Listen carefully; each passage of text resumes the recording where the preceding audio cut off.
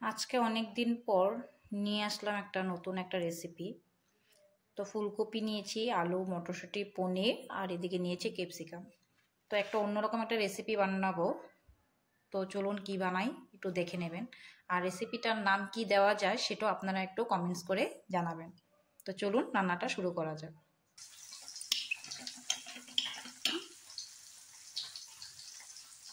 প্রথমে আগে জলটা দিয়ে দিলাম, দিয়ে ফুলকপিগুলো আমি সিদ্ধ করে নেব হলুদ আর লবণ দিয়ে।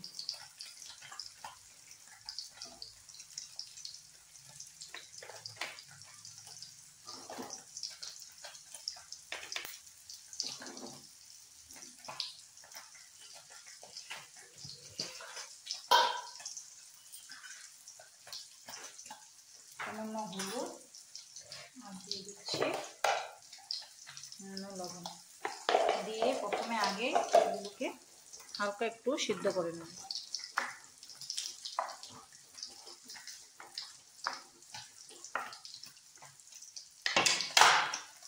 ঢাকা দিয়ে দিচ্ছি।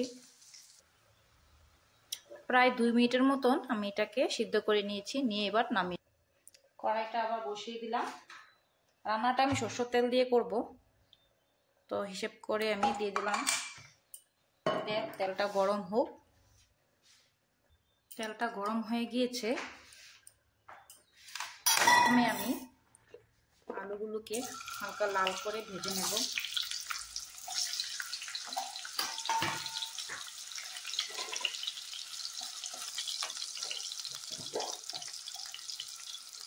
সামান্য লবণ,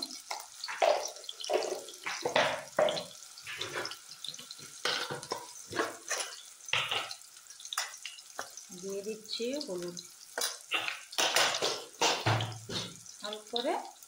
হালকা করে একটু ফ্রাই করে নেব। লাল করে ভাজা হয়ে গিয়েছে, এবার আমি এগুলোকে নামিয়ে নিচ্ছি। এবার ক্যাপসিকামগুলোকে হালকা লাল করে ভেজে নেব। এগুলো হালকা করে ভেজে নিয়েছি, এবার নামিয়ে নিচ্ছি। ফুলকপিগুলোকেও অল্প ভেজে নেব।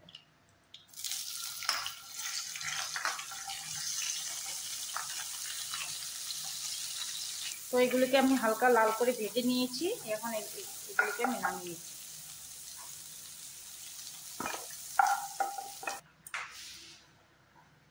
দিয়ে দিচ্ছি একটু শুকনো লঙ্কা ফোড়ন,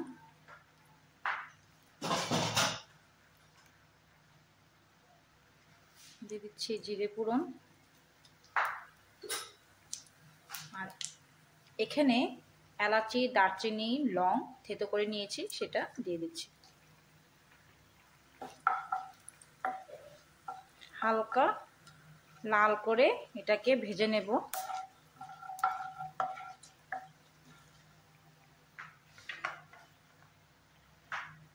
দিয়ে দিচ্ছি টমেটো কুচি, দিয়ে দিচ্ছি আদা কুচি।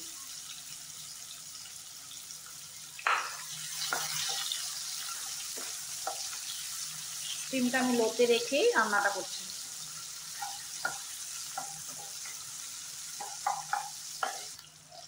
দিয়ে দিচ্ছি সামান্য লবণ,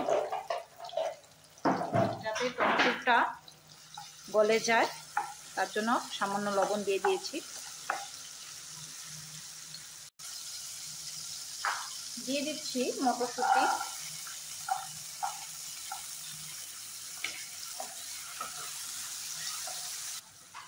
দিয়ে দিচ্ছি সামান্য হলুদের গুঁড়ো, আধা চামচ ধনের গুঁড়ো, আধা চামচ জিরের গুঁড়ো, আর কাশ্মীরি লঙ্কার গুঁড়ো আধা চামচ।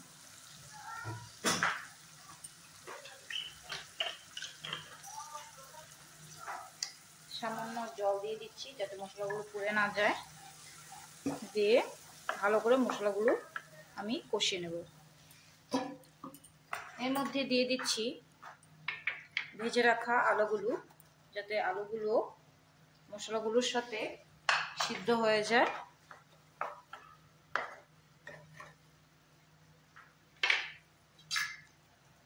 এবার ঢাকা দিয়ে দিচ্ছি। 1 মিনিটের জন্য।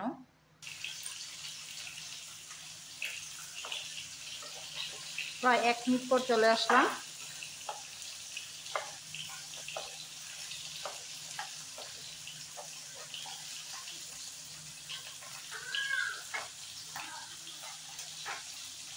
ভেজে রাখা ফুলকপিগুলোও দিয়ে দিচ্ছি, দিয়ে আবারও একটু নাড়াচাড়া করে নিচ্ছি।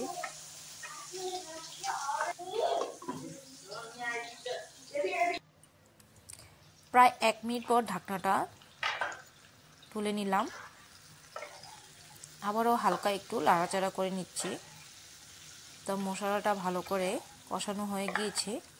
এবার আমি একটা পেস্ট তৈরি করেছি, তার মধ্যে দিয়েছি কাজু বাদাম আর কাঠবাদাম দিয়ে একটা পেস্ট তৈরি করে নিয়েছি। সেই পেস্টটা আমি দিয়ে দেব, দিয়ে আরও 1 মিনিটের মতন মশলাগুলোর সাথে ভালো করে কষিয়ে নেব। তো বাটির মধ্যে লেগেছিল পেস্টটা, তার জন্য অল্প সামান্য জল দিয়ে বাটিটাকে ধুয়ে আমি সামান্য জল দিয়ে দিলাম, দিয়ে মশলাগুলোর সাথে ভালো করে মিশিয়ে নিচ্ছি, নিয়ে আরও 1 মিনিটের মতন কষিয়ে নেব। দিয়ে দিচ্ছি স্বাদ মতো লবণ, দিয়ে আবারও একটু নাড়াচাড়া করে নেব।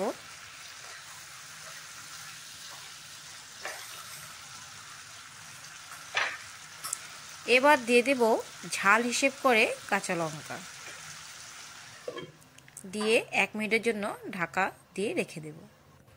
তো 1 মিনিট হয়ে গিয়েছে, আমি ঢাকাটা তুলে আবারও একটু নাড়াচাড়া করে নিচ্ছি। মশলাটা ভালো করে কষানো হয়ে গিয়েছে।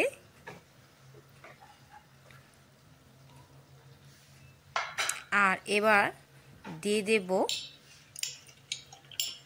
জল। আপনারা কীরকম ঝোল খেতে পছন্দ করবেন না গ্রেভি খেতে পছন্দ করবেন সেই হিসাব করে জলটা দেবেন। তো আমি রেসিপিটা একটু গ্রেভি বানাবো, তো আমি জলটা অল্প করে দিচ্ছি। আর এখানে আমি গরম জল ইউজ করেছি।